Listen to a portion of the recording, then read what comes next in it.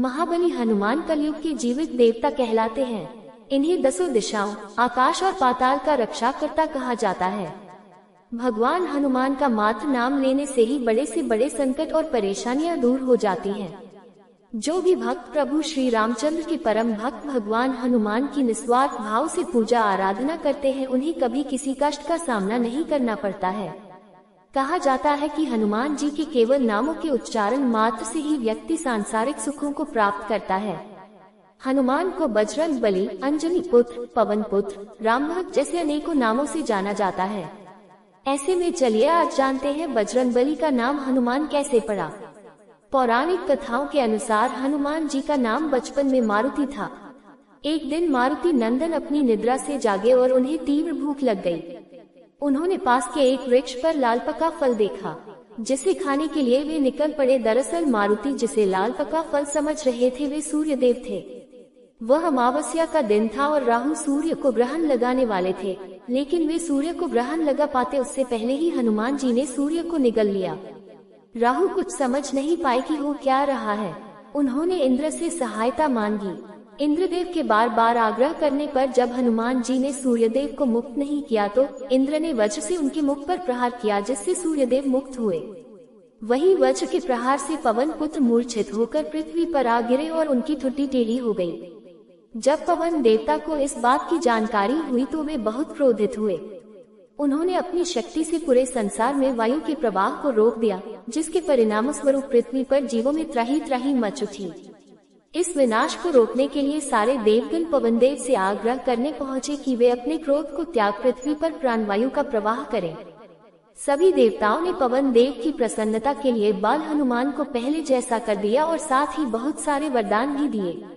देवताओं के वरदान से बालक हनुमान और भी ज्यादा शक्तिशाली हो गए, लेकिन वज्र के चोट से उनकी ठुड्डी टेढ़ी हो गई, जिसके कारण उनका एक नाम हनुमान पड़ा। जैसा कि हर चतुर्युगी में श्री राम के अवतार हुए हैं और हनुमान जी के भी अवतार हुए हैं। हनुमान जी रुद्र अवतार है। भगवान की लीलाएं अनंत है, अपनी सोच से परे है। हनुमान जी ने पहले किसी अवतार में ये लीला अवश्य की होगी। एक कथा आती है जिसमें हनुमान जी ने फूंक से लंका को जलाया था।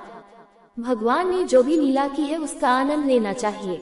हनुमान जी के बारे में पूर्ण ज्ञान लेंगे तो समझ पाएंगे भगवान ने जो लीलाएं की है और उनसे जो समझ लेनी चाहिए। मूर्ख लोग ऐसी ही बातों में अटक जाते हैं। हनुमान जी के लिए कुछ भी असंभव नहीं।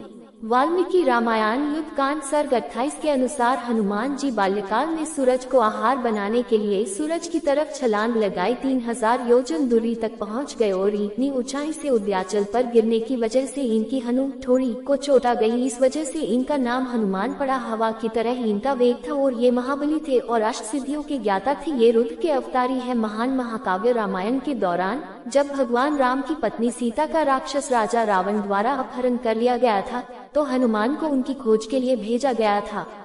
आकाश में उड़ते समय हनुमान ने अपने बाल स्वभाव और अपार शक्ति के कारण सूर्य को पका हुआ फल समझ लिया। उसने सूर्य की ओर उड़ान भरी और उसे पकड़ने का प्रयास किया। सूर्य हनुमान के कार्यों से भयभीत हो गए और उन्हें सचेत किया कि वह सूर्य है। हनुमान ने अपनी गलती का एहसास करते हुए सूर्य से क्षमा मांगी और उन्हें रिहा कर दिया। जबकि हनुमान द्वारा सूर्य को निगलने की कहानी लोकप्रिय है, ये समझना महत्वपूर्ण है कि हिंदू पौराणिक कथाओं में अक्सर प्रतीकात्मक और रूपक तत्व होते हैं। हनुमान द्वारा सूर्य को निगलने की कहानी उनकी अविश्वसनीय शक्ति, साहस और भगवान राम के प्रति समर्पण पर जोर देती है। यह उनके दैवीय गुणों को उजागर करने और अपने कर्तव्यों के प्रति उनके अटूट समर्पण को दर्शाने के तरीके के रूप में कार्य करता है। ऐसी पौराणिक कथाओं की व्याख्या शाब्दिक ऐतिहासिक घटनाओं के बजाय उनके प्रतीकवाद और आध्यात्मिक महत्व के संदर्भ में करनी